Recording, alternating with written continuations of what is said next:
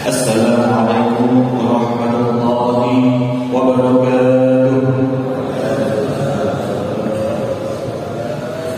Alhamdulillah, alhamdulillah, alhamdulillahilladzi an'amana 'alal iman wal islam.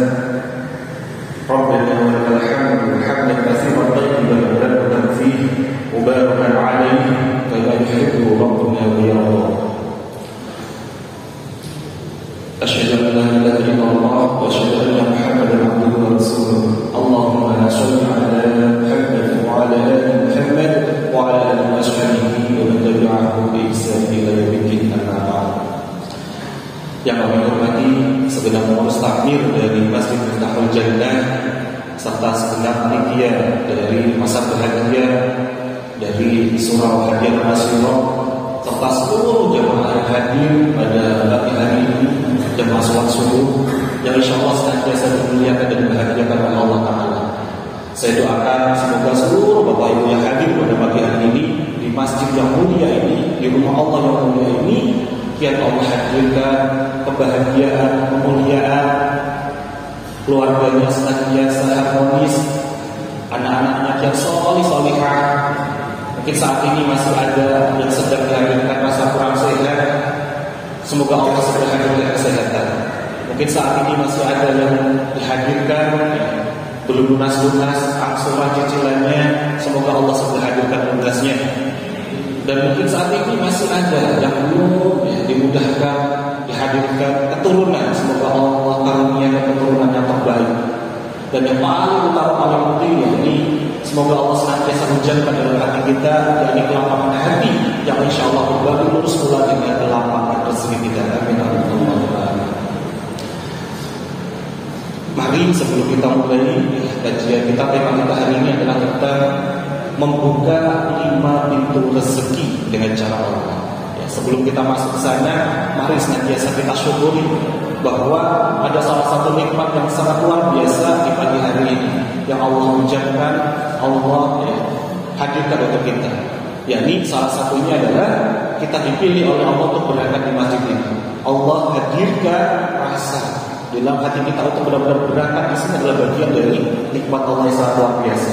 Tidak ada daun yang jatuh tanpa sepengetahuan dan sepengetahuan Allah Ta'ala. Maka kita hadir di sini pun juga bagian dari ketentuan ketetapannya Allah, tidak ada kebetulan. Maka ini mari kita syukuri, kita dipilih oleh Allah Ta'ala untuk hadir bersama-sama di sini. Ini adalah bagian dari nikmat Allah yang sangat luar biasa. Kenapa? Sebagaimana makalahnya Imam Syafi'i, man arada dunya fa'alil bil ilmi. Kalau kita ingin meraih kebahagiaan dunia, kuncinya apa? Man arada dunya fa'alil bil ilmi. Raihlah dengan ilmu. Maka kita hadir di sini di majelis ilmu ini, bilang surut ini adalah bagian dari apa? Kita akan dihadirkan kebahagiaan oleh Allah. Man arada akhirah fa'alil bil ilmi. Kalau kita ingin dihadirkan kebahagiaan akhirat, kuncinya juga sama. Yakni apa? Raihlah dengan ilmu. Maka ketika kita dipilih oleh Allah untuk berangkat di masjid ini gak ada kebetulan. Pasti ada maksud, ada hikmah di dalamnya. Kenapa Allah ketuk dan berangkatkan kaki kita menuju rumah Allah yang sangat luar biasa ini. Sehingga Allah ingin membahagiakan kita di akhirat. Dan bagaimana kalau kita ingin mendapatkan kebahagiaan dua-duanya, dunia dan akhirat? Man aradallah fa'ali bil ilmi. Kalau kita ingin dihadirkan kebahagiaan dunia dan akhirat, maka kuncinya juga sama. Raihlah dengan ilmu. Maka mari kita syukuri bersama-sama dengan mengucap kalimat tahmid bersama-sama. Alhamdulillah Rabbil Alamin. Insyaallah. Salawat dan salam semoga senantiasa kita hadirkan kepada junjungan kita Nabi besar Muhammad sallallahu alaihi wasallam, sang suri tauladan terbaik yang senantiasa kita nanti-nantikan syafaatnya. Insyaallah dengan kita terus ittiba kepada beliau, termasuk sunnah baca surah Al-Kahfi, sunnah pula setelah baca subuh kita dalam surah mengadakan halaqah-halaqah. Ini adalah bagian dari apa? Kita ittiba kepada baginda Nabi Muhammad sallallahu alaihi wasallam. Karena insyaallah sejatinya seluruh umat Nabi Muhammad itu Masya Allah akan masuk surga kecuali satu. Siapa itu? Yang gak mau. Gak mau apa? Gak mau mengikuti baginda Nabi Muhammad SAW. Bahkan Nabi pun sudah memberikan wasiat yang sangat luar biasa. Kau akan selamat selama-lamanya selama kau berpegang kepada dua hal, yakni apa? Al-Quran dan sunnah. Maka bismillah, semoga dengan kita hadir di sini, mempelajari di sini, belajar bersama-sama, termasuk kita bagian dari umat yang diakui oleh baginda Nabi, yang nantinya kita nanti pun dapatkan syafaat dari beliau. Amin. Allahumma amin. Insyaallah. Baik, sebelum kita masuk ke inti materi kita, mari kita berdoa bersama-sama agar Allah hadirkan hudannya, rahmatnya, sehingga kita mudah untuk memahami serta mengamalkan dalam kehidupan kita sehari-hari. Allahumma inna nas'aluka ilman nafi'. Ya Allah, ya Allah, hadirkanlah kepada kami ilmu yang bermanfaat. Wa rizqan thayyiban. Hadirkanlah kepada kami rezeki yang terbaik, rezeki yang baik-baik dengan cara datang yang terbaik, dan kami pun bisa menggunakannya, mengamalkannya dengan cara yang penuh kebaikan. Wa amalan mutaqabbalan, dan jadikanlah seluruh amal-amal kami adalah amal-amal yang Kau terima di sisi-Mu ya Rabb. Karena kami tidak pernah tahu ya Rabb, amalan apa yang nantinya bisa menyelamatkan kami saat dimana hadir kami di yaumul mizan, di hari penimbangan kami. Semoga dengan hadirnya kami pagi ini berjamaah bersama-sama di sini adalah bagian dari kami ya, mengamalkan amal soleh yang menjadikan pemberat amal kebaikan kami nanti saat di hari penimbangan kami. Baik-baik berjamaah, sebuah berjamaah Masjid Miftahul Jannah yang dimuliakan dan dimuliakan oleh Allah. Kita akan belajar bersama-sama tentang membuka 5 pintu rezeki. Sebelum kita bahas tentang 5 pintu rezeki ini, kita harus gali dulu. Mengapa kita harus belajar ini?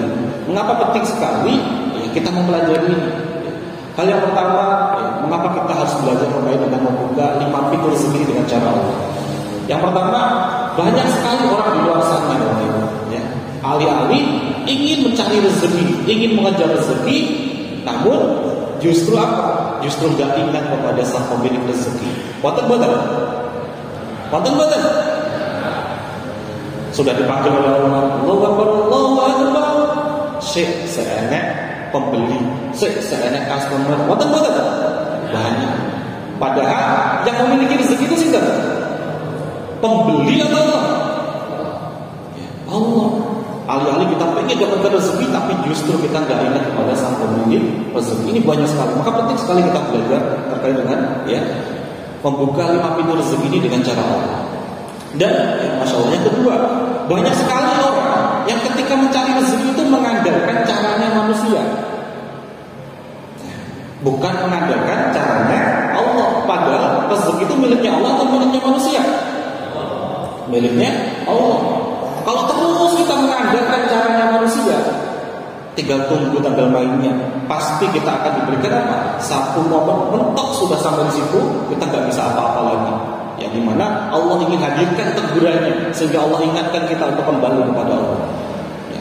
Maka itu penting sekali kita belajar membuka 5 pintu rezeki dengan cara Allah. Nah, banyak sekali orang-orang pula yang alih-alih ingin apa? Mengejar ke sana, berangkat pagi, pulang sampai larut sampai dini hari, sampai pagi hari lagi. Dan bahkan saya dulu pernah di fase itu gitu ya. Kita inginnya untuk menafkahi keluarga, mengejar rezeki. Tapi coba bayangin Bapak Ibu, kalau kita misalkan kita jual, kita promo kemana-mana, tapi pintunya itu kita tutup. Orang mau beli rumah kita, pintunya ditutup. Kira-kira jadi mau beli betul? Jadi betul. Alih-alih kita ingin mengejar rezeki, tapi kitanya justru tidak sadar, kitanya justru menutup pintu-pintu rezeki yang sejatinya Allah sudah sediakan. Nah, maka apa? Itulah pentingnya kita belajar membuka 5 pintu rezeki ini. Karena seringkali kita nggak sadar di fase ini. Pengennya rezeki berlimpah, tapi justru yang kita kejar bukan berkahnya, hanya sekedar nominal. Padahal masya Allah, yang banyak itu belum tentu berkah, tapi yang berkah sudah pasti akan ditolong oleh Allah. Lalu apa ini? Membuka 5 pintu rezeki dengan cara Allah. Kalau terkait dengan rezeki itu, bukan hanya terkait dengan banyak atau sedikit, bukan tentang hanya sekedar nominal, tapi terkait dengan rezeki dengan cara Allah adalah terkait dengan seberapa lapang atau seberapa sempit. Contoh, wonten orang-orang yang secara nominalnya banyak, tapi hatinya nggak lapang. Akhirnya apa? Kurang terus, Justru hadirnya kufur nikmat, terus nggak pernah merasa cukup. Wonten kira-kira yang nominalnya sudah luar biasa, tapi terus merasa kurang terus. Betul. Banyak. Dan bentar-bentar kita melihat televisi ada ketangkep KPK. Betul. Itu nominalnya bulanannya udah banyak atau masih sedikit? Banyak. Tapi ketika hatinya itu belum lapar, ternyata itu bukan rezeki yang hakiki. Itu hanyalah bayangan semu saja, Bapak Ibu. Ya. Maka yang paling utama adalah apa?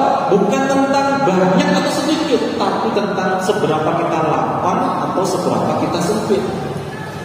Jadi rezeki yang dimaksud di sini ya, yang akan dibuka dengan 5 pintu rezeki ini adalah ya, meskipun kita saat ini sedang gak banyak ataupun sedang banyak, yang penting hati kita senantiasa lapar. Yakni senantiasa menjadikan kondisi kita apapun kita saat ini menjadi wasilah, menjadikan kendaraan kita untuk semakin dekat kepada Allah Ta'ala. Kenapa?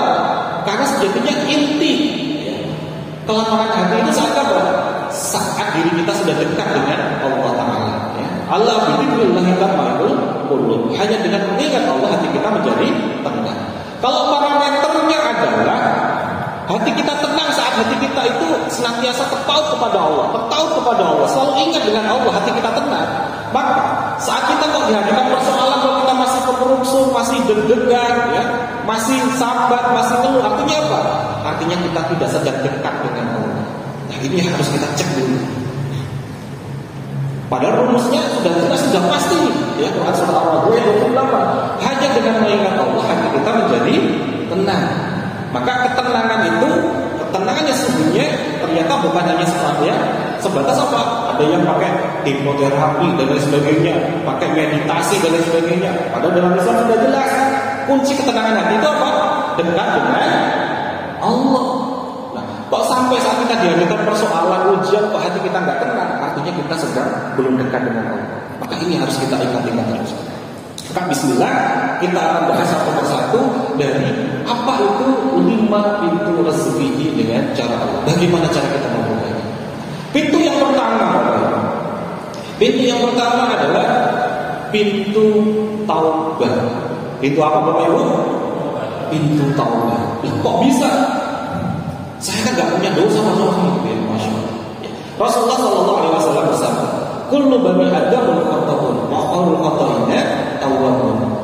Seluruh bani Adam itu pasti punya dosa, pasti punya salah, dan sebaik-baiknya punya dosa adalah bertaubat kepada Allah.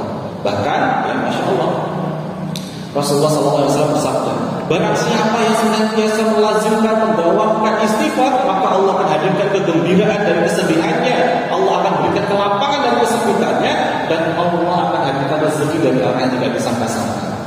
Maka ada hubungannya betul. Kita taubat, rezeki datang, ada hubungannya betul. Barang siapa yang senantiasa mendawamkan lazimkan istighfar, Allah hadirkan apa? Kegembiraan dan kesedihan, kelapangan dan kesempitan. Kalau saat ini ada yang angsurannya, cicilannya belum lunas, maka ini pintu ini harus kita buka. Ya, dan Allah hadirkan rezeki dari arah yang tidak disangka-sangka. Ya, Masya Allah. Bahkan Masya Allah, kita seringkali ya, mendengar kisah yang sangat masyhur, kisah tentang Syekh Hasan Al-Basri. Ya, ketika Syekh Hasan Al-Basri ini bersama muridnya didatangi seorang jamaah. Ya Syekh, saya ini ya sudah berdagang bertahun-tahun, berbisnis, tapi selalu gak berhasil. Apa yang saya lakukan? Apa jawabnya Syekh Hasan Al-Basri? Istighfar. Besoknya ada yang datang lagi. Ya Syekh, saya itu ya Masya Allah sudah bertahun-tahun pengen punya anak, tapi belum dikaruniai keturunan. Sudah berumah tangga bertahun-tahun. Apa yang saya lakukan Syekh? Saya Hasan Al-Basri pun menjawab, istighfar. Di hari ketiga ada yang datang. Ya Syekh, saya itu sudah ya bertani, bercocok tanam, tapi bertahun-tahun selalu gagal panen. Apa yang saya lakukan? Jawabannya apa Syekh Hasan Al-Basri? Istighfar. Kemudian sang murid ini ada di sampingnya Syekh terus nih nanya, ya Syekh, kenapa persoalan beda-beda? Kok solusinya hanya satu? Solusinya hanya taubat, solusinya hanya istighfar. Kemudian Syekh Hasan Al-Basri menjawab, wahai muridku, sesungguhnya jawaban itu bukan dari lisanku, sesungguhnya jawaban itu bukan dari akal pikiranku, tapi jawaban itu adalah dari Al-Quran, dari Allah Subhanahu wa Ta'ala dalam Quran surah ya, Nuh ayat 10 sampai dengan 12. Faqultu astaghfiru rabbakum innahu kana ghaffara. Maka aku katakan kepada mereka, mohonlah ampun ampun kepada Tuhanmu, sesungguhnya Dia Maha Pengampun. Maka apa ini? Kok kita diminta mohon ampun? Lanjutannya adalah yursilis sama alaikum bidrara. Allah akan hadirkan hujan yang sangat lebat. Apa hubungannya? Kita buka pintu taubat, kok dihadirkan hujan sangat lebat? Lanjutannya ayat ke 12. Wa yumditkum bi amwalin. Ini maksudnya hujan. Kami akan memperbanyak untukmu harta-harta. Ini bagi yang belum lunas-lunas. Bagi yang punya keturunan apa? Lanjutannya wa banin, dan kami akan jadikan kepadamu keturunan.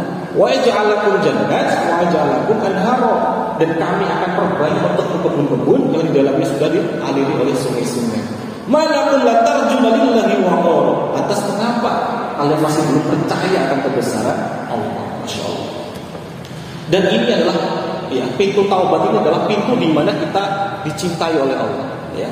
Quran surah Al-Baqarah ayat 222, Innallaha yuhibbut tawwabina wa yuhibbul mutatahhirin. Sesungguhnya Allah itu mencintai orang-orang yang bertaubat dan mencintai orang-orang yang mensucikan diri. Sekarang letakkan di Bapak Ibu, kita cinta enggak kepada anak-anak kita? Cinta betul. Saking cintanya, anak belum bilang lapar saja sudah kita carikan makanan. Gini apa enggak? Nah, bagaimana kalau yang cinta itu adalah Allah? Yang cintanya Allah itu melebihi cintanya seluruh makhluk. Maka kita belum minta sekalipun, Allah terus berujung. Manakala apa? Kita terus mendekat kepada Allah kita. Salah satunya buka pintu yang pertama ini. Ya. Allah akan mencintai kita. Bahkan Ibnu Qayyim rahimahullah, beliau Masya Allah menyampaikan, seandainya engkau memiliki waktu yang sangat sedikit, sementara dadamu itu dipenuhi oleh banyak sekali hajat, banyak sekali keinginan, maka penuhilah seluruh waktumu itu dengan istighfar. Mengapa? Sebab jika Allah sudah mengampunimu, sudah pasti Allah akan mencukupi segala kebutuhan. Masya Allah. Ini pintu yang pertama. Pintu apa tadi? Taubat. Yang kedua, pintu yang kedua adalah kita menghindari dari maksiat, berhati-hati dari dosa. Ketika kita sudah taubat, lanjutannya apa? Buka pintu yang kedua. Allah akan semakin buyuti, yakni menghindari maksiat. Mengapa? Apa ini hubungannya nih kita menghindari maksiat dengan adanya rezeki? Rasulullah SAW bersabda dalam hadis riwayat Ibnu Majah, sesungguhnya kerap sekali seorang manusia itu terhalang dari rezekinya disebabkan oleh dosa yang dilakukannya. Oleh apa, Bapak Ibu? Artinya pasti ada hubungannya. Ketika kita sudah benar-benar masuk buka pintu taubat, berikutnya apa? Buktikan bahwa kita berhati-hati dari dosa. Kalau kita masih melakukan lagi, kan wonten istilah itu, ya. Taubat jalan, maksiat masih jalan terus, ada yang taubatnya taubat sambel, ya. Hanya sekedar saja di awal, ya. Maka ini yang harus kita dibuka di pintu yang kedua. Jadi apa? Kita lepaskan penghalang ini, kita berhati-hati dari penghalang dari adanya rezeki ini, ya Masya Allah. Dimulai dari apa? Dimulai dari pasangan kita, Bapak. Kita baru batin saja, pernah buatin Bapak Ibu, kita batin. Kok orang ini begini? Kita punya perasaan agak baik kepada orang lain, itu ternyata sudah menjadikan penghalang rezeki, Bapak. Ya, Quran surah Al-Hujurat ayat 12. Ya ayyuhalladzina amanu ijtanibu katsiran minadh-dhanni inna ba'dadh-dhanni itsmun. Wahai orang-orang yang beriman, jauhlah kalian dari kebanyakan prasangka. Sesungguhnya sebagian dari prasangka itu adalah dosa. Coba bayangkan, kita baru batin ini. Ya Allah, bapak ini kok. Ya Allah, ibu ini kok. Baru batin ternyata itu sudah menjadikan apa? Penghalang rezeki kita. Ini baru batin. Belum lagi bagaimana lisan kita. Lisan kita pernah tergelincir enggak, Bapak Ibu? Sehingga menjadikan orang lain tersakiti hatinya. Pengen kita bercanda, tapi ternyata teman candaan kita tersinggung, sakit hatinya. Jadi penghalang rezeki enggak, Bapak Ibu? Jadi, maka ini berhati-hati menghindari maksiat. Mulai dari apa? Jaga pikirannya, jaga lisannya, jaga tangannya, jaga kakinya, ya. Jaga telinganya, jaga matanya, Masya Allah. Dan termasuk dalam muamalah kita. Maka hati-hati. Seringkali kita mengejar rezeki, tapi justru kita terjerumus, masih ada akad-akad yang tidak diridhoi oleh Allah. Bisa jadi ternyata di dalamnya ada RIBA dan lain sebagainya. Masya Allah, pengennya dapatkan rezeki, tapi justru kita terjerumus ke dalam maksiat. Malah justru semakin kita tidak dapatkan rezeki yang hakiki. Maka yang terjadi apa? Mungkin secara nominal dapat, tapi saat mau dinikmati oleh keluarga, tidak dapatkan keberkahannya. Ada aja persoalannya dalam rumah tangganya. Ada saja, ya. Mulai dari A, B, C, D terus saja, ya. Masya Allah. Maka pintu yang ketiga ini masih nyambung. Setelah tadi mulai kita kembali kepada Allah dengan pintu taubat, kita berhati-hati dari dosa, dari maksiat, maka kita harus membuka pintu yang ketiga. Apa itu pintu yang ketiga? Pintu yang ketiga ini adalah pintu takwa. Pintu apa Bapak Ibu? Pintu takwa. Masya Allah. Nah, pintu takwa ini sangat penting sekali Bapak Ibu. Masya Allah. Sebagaimana Allah Taala berfirman dalam Quran surah Al-Alaq ayat 2 sampai dengan 3. Ya, Masya Allah. Wa may yattaqillaha yaj'al lahu makhraja wa yarzuqhu min haitsu la yahtasib. Barang siapa yang senantiasa bertakwa kepada Allah, maka Allah akan hadirkan solusi jalan keluar dan Allah hadirkan rezeki dari arah yang tidak disangka-sangka. Sekarang kita takut nih. Kalau solusi jalan keluar itu di dunia atau di akhirat? Di dunia atau di akhirat? Barang siapa yang bertakwa kepada Allah, Allah hadirkan solusi jalan keluar dan Allah hadirkan rezeki dari arah yang tidak disangka-sangka. Kalau takut begini, solusi jalan keluar itu di dunia atau di akhirat? Di dunia. Maka takwa itu bukan hanya sekedar kita dapatkan kebahagiaan akhirat, tapi juga dunia dan akhirat. Maka ayo kita belajar. Sejatinya kita ini hamba-hamba Allah yang sangat disayangi oleh Allah. Apapun yang kita inginkan sejatinya Allah ijabah. Manakala kapan? Senantiasa kita bertakwa kepada Allah, senantiasa kita menjalankan perintah, menjauhi larangannya. Coba kita ingat-ingat Bapak Ibu. Ya, ingat-ingat sekali. Manusia yang pertama kali diciptakan oleh Allah sebentar Bapak Ibu? Nabi Adam. Nabi Adam diperintahkan oleh Allah kemana? Masuk ke dalam surga. Ya, Al-Baqarah 35. Wa qulna ya Adam uskun anta wa zawjukal jannah. Wa qulna ya Adam, wahai Adam. Ya. Dan kami berfirman kepada Adam, uskun anta wa zawjukal jannah. Masuklah dengan tenang. Uskun itu ya, dari kalimat sakadun fi'il amar. Ya, tenanglah, ya, duduk diamlah dengan tenang. Masuklah bersama istrimu ke dalam surga. Maka dan minumlah apa-apa yang kamu sukai di dalamnya. Jadi sesungguhnya umat manusia itu diperintahkan masuk ke dalam apa? Surga. Apa-apa kalau di surga dikasih nggak sama Allah? Diijabah nggak sama Allah? Tapi ada ayat lanjutannya. Ya. Ayat lanjutannya apa? Wala taqrabu hadhihi syajarah fatakuna minadh dhalimin. Jangan dekati pohon ini. Nah, ini nih udah mulai nih. Takwa tadi apa? Menjalankan perintah, menjauhi larangan. Udah dilarang nih. Wala taqrabu hadhihi syajarah fatakuna minadh dhalimin. Jangan dekati pohon ini, nanti kau termasuk orang yang zalim. Diapakan oleh Nabi Adam? Dimakan atau didekatin? Dua-duanya. Ya, dari dekatin dimakan ya. Maka yang awalnya di surga ajaib, dihempaskan di bumi jadi ajaib betul betul. Pengen makanan, celing betul. Celing betul. Datang betul. Proses dulu. Ya, harus apa? Manen dulu. Tapi manusia di bumi berhenti nggak berbuat dosa? Berhenti betul? Enggak, masih terus tuh berbuat dosa. Akhirnya apa yang terjadi? Nggak bisa langsung manen. Harus apa? Barter. Ya, pinjam sana, pinjam sini. Berikutnya masih sudah berhenti nggak manusia berbuat dosa? Masih jalan terus. Akhirnya apa? Sudah nggak punya apa-apa lagi. Akhirnya gali lubang, tutup lubang. Berhenti nggak manusia berbuat dosa? Akhirnya gali sumur, masuk sumur. Masya Allah. Maka ini yang paling penting yang harus kita gali, bahwa sejatinya diri kita pun pernah di fase ini. Pengen apapun saat kita belum pernah ada melanggar ketakwaan, ketaatan, maka Allah senantiasa ijabah doa-doa kita. Kapan gitu?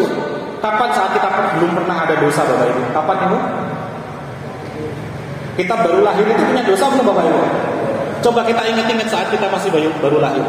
Tinggal ngapain kalau pengen sesuatu? Pengen makan, tinggal ngapain? Oh iya, gini begini.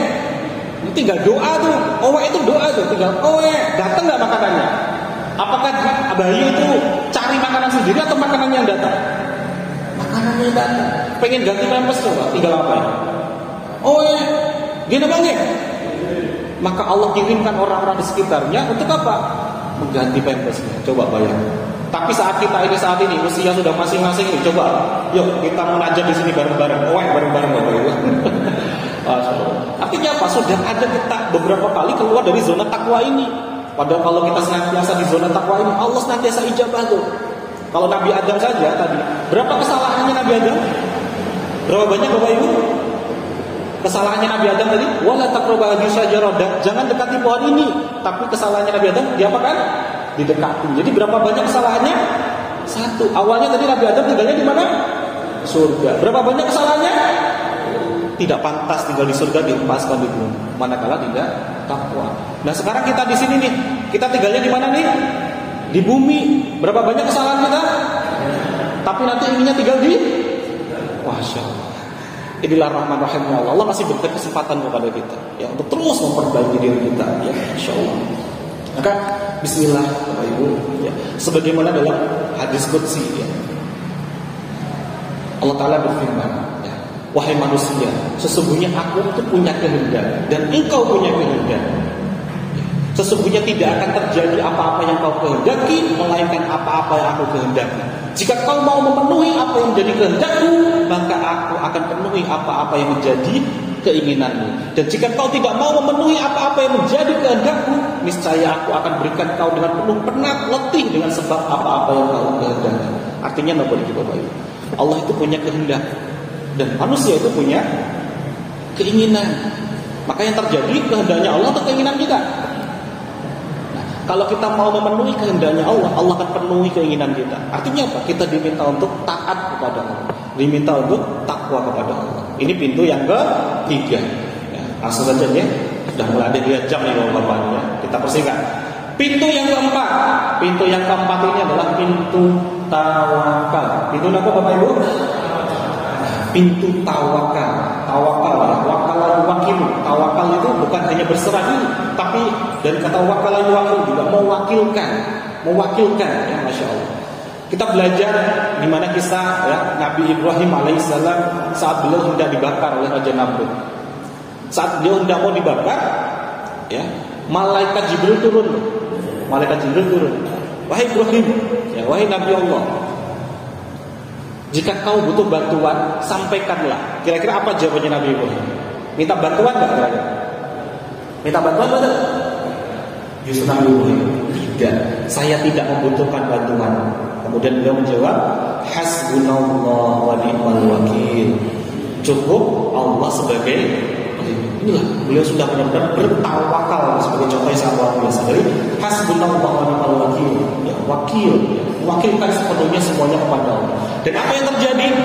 Justru saat beliau benar-benar sudah berserah diri kepada Allah, bertawakal, apinya malah justru berubah menjadi dingin. Ya, Masya Allah. Ini contoh. Ya. Contoh lagi saat ya Siti Hajar lari ke Safa Marwah, ya Masya Allah. Saat benar-benar sudah menetap dari ikhtiar, benar berserah diri, justru solusi itu hadir sangat dekat. Di mana solusinya? Apakah airnya itu ada di Safa atau di Marwah? Tidak, tapi justru di bawah kakinya Nabi Ismail alaihissalam. Contoh lagi, saat Nabi Musa alaihissalam ketika beliau bertawakal, prosesnya Bapak Ibu. Saat beliau dikejar-kejar oleh tentara Fir'aun, sudah mentok tuh, tentara Fir'aun sudah kelihatan di belakang pengen bunuh, di depan adanya cuma lautan. Apa yang dilakukan oleh Nabi Musa? Kalau beliau itu gak tenang sama Allah, gak tenang, kira-kira umatnya gimana? Umatnya kocar-kacir. Tapi Nabi Musa sebagai pemimpin di sana, tenang banget beliau. Ya, Allah bidzikrillah tatma'innul qulub. Dan beliau berdoa tuh, ya, Allahumma lakal hamdu wa ilaikal mustaka wa antal musta'anu wa la haula wa la quwwata illa billahil aliyil azim. Doanya malah justru bersyukur loh, Pak. Allahumma lakal hamdu, segala puji bagimu ya Rabb. Kemudian apa yang terjadi saat beliau sudah berserah diri kepada Allah? Malaikat Jibril turun. Wahai Musa, solusi itu sangat dekat. Kamu gak perlu lagi cari kesana kesini. Solusi itu ada di yang kamu pegang di tangan kananmu. Solusinya di mana Bapak Ibu? Tongkat. Maka inilah kita harus sadar banget. Setiap kali Allah hadirkan persoalan, pasti Allah hadirkan solusi. Di mana sangat dekat, tapi seringkali kitanya nggak bisa melihat. Mengapa? Karena hati kita tutupi dengan apa? Ya, prasangka-prasangka, dengan dosa-dosa kita, ketidakdekatan kita kepada Allah sehingga menutupi segala solusi itu. Padahal solusi dekat banget tuh. Tinggal bisa dekat, terbelahlah lautan. Maka inilah pentingnya kita berserah diri kepada Allah, bertawakal, yakin banget bahwa setiap kali ada persoalan pasti Allah sudah siapkan jawabannya. Yang namanya persoalan pasti ada jawaban. Namanya soal itu ada jawabannya, betul? Ada jawab. Tapi kalau masalah belum tentu tuh. Ya. Maka kita ganti tuh ya, nggak ada lagi masalah, adanya apa? Persoalan. Ya, Masya Allah. Pasti kalau ada soal pasti ada jawaban. Dan ingat-ingat Bapak Ibu, saat kita dulu jadi pengantin, ya, jadi pengantin tuh kita itu biasanya pakai wedding organizer nggak Bapak Ibu? Pakai WO betul? Pakai kepanitiaan betul? Nah, di situ kita gimana? Kita begitu yakinnya kita wakilkan wawakilan lo kepada panitia. Gini oke. Kita tinggal ngapain hidupnya? Tinggal duduk manis di depan. Gini oke. Enak banget ya. Sejatinya hidup itu ya seperti itu. Kalau kita sudah mentok ikhtiar kita apakan? Kita wakilkan. Kalau kita jadi manten itu kita wakilkan kepada manusia aja, kita tenang banget. Contoh nih, Bapak Ibu ada yang pernah naik pesawat? Ada yang pernah ya? Atau naik bis? Sering ya? Bapak Ibu kenal nggak sama sopirnya bis? Atau sama pilotnya? Kenal nggak? Nggak kenal. Tapi kenapa saat Bapak Ibu naik itu kok tenang banget? Kenapa kira-kira? Karena kita sudah wakilkan kepada ahlinya. Gitu kan ya? Nah, padahal di hidup itu ada yang namanya life organizer. Siapa? yakni yang maha mengatur kehidupan. Itu yang lebihnya ahlinya ahli. Siapa itu? Ya, Allah. Maka kalau kita punya persoalan, kembalikan kepada sang ahlinya ahli. Ya, berserah diri kepada Allah itu kita benar-benar kembalikan kepada Allah. Kalau kita sama pilot aja tenang banget loh. Padahal tuh di awan sama sopir bus aja kita tenang banget. Tapi kok kita sama Allah nggak bisa tenang loh, Pak.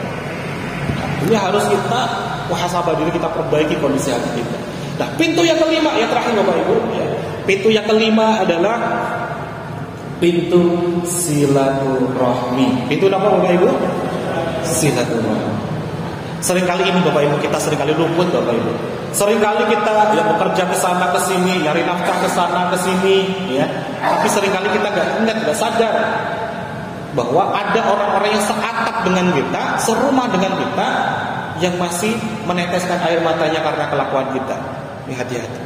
Padahal Rasulullah Sallallahu Alaihi Wasallam ya bersabda, ya bahwa barang siapa yang menyambung silaturahmi, Allah akan lapangkan apa? Rezeki dan panjangkan umurnya, gitu kan? Tapi di sisi lain Rasulullah juga bersabda, la yadkhulul jannah qati'un, tidak akan masuk surga. Siapa itu? Orang-orang yang putus tali silaturahmi. Secara fisik mungkin kita masih jadi satu atap nih dengan keluarga kita, pasangan kita, anak-anak kita. Secara fisik, tapi secara hati banyak loh orang-orang yang terputus silaturahminya. Ya, maka ada istilah tuh, serumah tapi tak sejiwa. Ada nggak ya pasangan suami istri sekamar tuh, tapi tidurnya aja udah singkur-singkuran, nonton betul? Meneng-menengan, nonton betul? Nah ini, gimana rezeki bisa berkah? Kalau apa? Kita mengejar surga di luar sana, tapi ada surga di rumah yang kita abaikan. Bagi ibu, di mana ridhonya suami? Bagi para suami, coba cek dulu nih ridhonya orang tua kita. Bagi anak-anak, coba cek bagaimana ridhonya kedua orang tua kita. Maka kita perbaiki nih tali silaturahmi, kita perbaiki silahnya. Bahkan dalam Quran surah Muhammad ayat 22 sampai dengan 23 apalah. Dalam Quran surah Muhammad ayat 22 sampai dengan 23 itu dijelaskan terkait dengan apa? Orang-orang yang memutus tali silaturahmi dilaknat oleh Allah. Pengen buat kira-kira kita dilaknat oleh Allah Bapak Ibu. Na'udzubillah min dzalik. Maka ayo Bapak Ibu, mulai detik ini, mulai hari ini, mulai keluar dari pintu Masjid Miftahul Jannah ini, kita sambung kembali silaturahmi. Kita saling memaafkan, saling yang meminta maaf. Karena ini adalah amalan-amalan rahasia para penghuni surga. Ya. Siapa itu? Yang kerap kali setiap kali beliau mau tidur senantiasa mendoakan, memaafkan orang-orang yang senantiasa dijumpainya. Salah satunya kita perbaiki dulu. Siapa? Silah kita, sambungan kita kepada orang-orang yang terdekat dengan kita. Karena seringkali kita itu berbuat dosa itu justru kepada siapa? Orang-orang yang senantiasa seringkali berinteraksi dengan kita. Dan siapa yang paling sering interaksi dengan kita coba?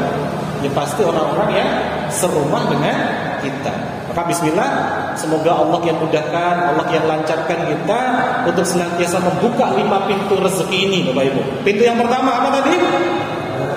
Taubat. Yang kedua, menghindari dari maksiat. Yang ketiga, takwa. Yang keempat, tawakal. Yang kelima, silaturahmi. Bapak Ibu, pilihan ini ada di diri Bapak Ibu masing-masing. Pilihannya ada di diri Bapak Ibu masing-masing. Apakah Bapak Ibu ingin hidupnya begini-begini saja, atau Bapak Ibu ingin hidupnya kian berkah, kian dimuliakan, dibahagiakan oleh Allah Ta'ala? Jika Bapak Ibu ingin yang kedua, ingin hidupnya kian lama, kian tenang, apapun yang terjadi, dan bahkan kita pun bisa nanti selamat sampai kembali ke kampung halaman kita yang di jannahnya Allah, maka yuk kita praktekkan ilmu Allah yang sangat luar biasa ini. Kita praktekkan. Kenapa? Karena kita hadir di majelis ilmu ini memang menambah ilmu kita, menambah wawasan kita. Tapi saat kita benar-benar mau mengamalkannya, mempraktekannya, inilah yang akan mengubah kualitas hidup kita, mengubah nasib kita. Barakallahu fikum. Semoga yang sedikit ini bisa bermanfaat. Kita tutup dengan doa bersama-sama ya Bapak Ibu. Silakan Bapak Ibu, posisinya senyaman-nyamannya.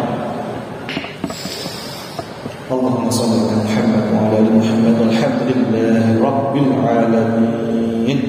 Hamdan na'im, hamdan syakirin, hamdan wafi ni'mahu wa yukafiru mazidah.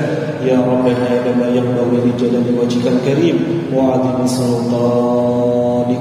Allahumma lakal hamdu wa lakal muslim wa antal musta'an wa la hawla wa la quwwata illa billahil aliyyil azim.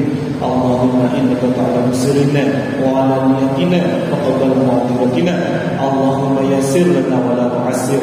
Allahumma ighfir lana dhunubana wa liwalidayna warhamhuma kama rabbayana shighara. Rabbana hab lana minas shalihin.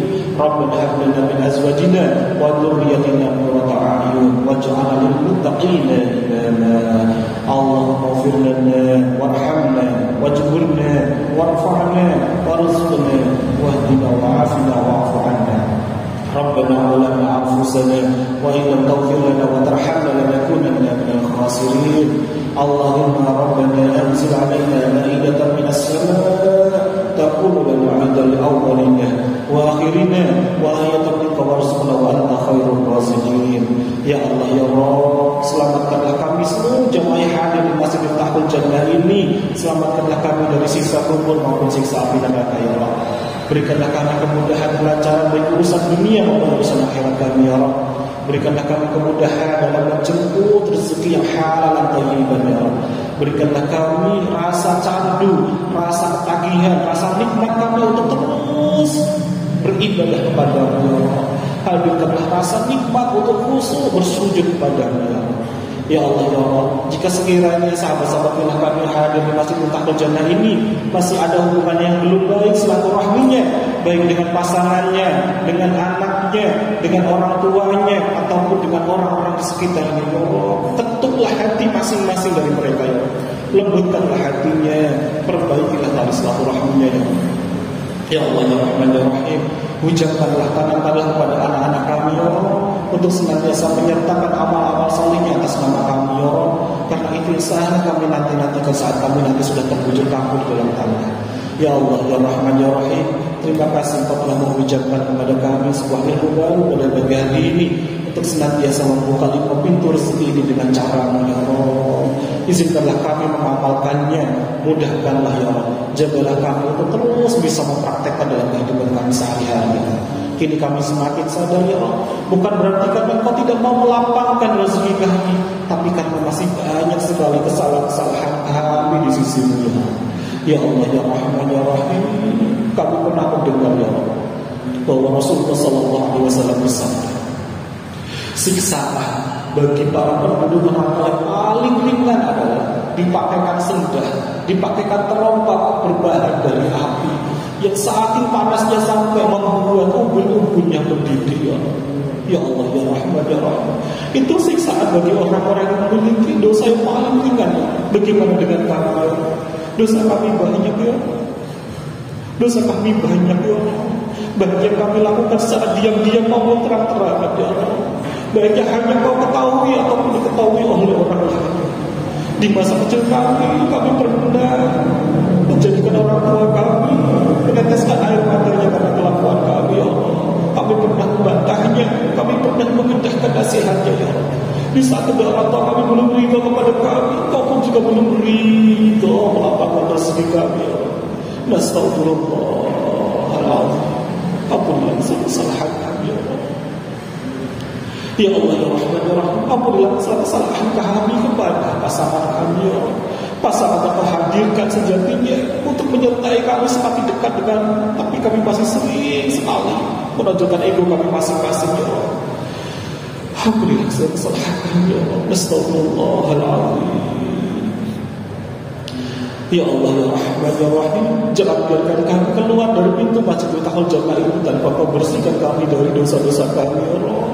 Baik dosa-dosa kami kepada-Mu maupun kepada seluruh makhluk-Mu ya Allah. Baik dosa yang kami sengaja ataupun tidak kami sengaja, karena kami tidak pernah sanggup untuk merasakan siksa neraka-Mu ya Allah. Jangankan sehari, sejam, semenit, sedetik, kami tidak akan pernah kuat ya Allah.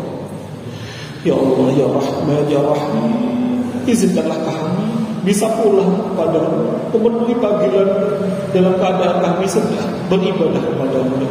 Izinkanlah jika nanti sekiranya Kau kirimkan malaikat mencabut nyawa kami, izinkanlah kami dalam keadaan kami sedang sholat ya, dalam keadaan kami sedang bersujud kepadamu ya, sehingga kami bisa melaturkan dalam lisan kami kalimat miftahul jannah ya, la ilaha illallah, la ilaha illallah, la ilaha illallah. Ya Allah, ya Rahman, ya Rahim, jadikanlah kami kembali ke jalan dalam keadaan husnul khatimah, syahid dunya wal akhirah. Rabbana atina fid dunya hasanah wa fil akhirati hasanah wa qina adzabannar. Fa sallallahu ala Muhammadin nabiyyi wa ala alihi wa sahbihi wa barik wa sallallahu alaihi wasallam.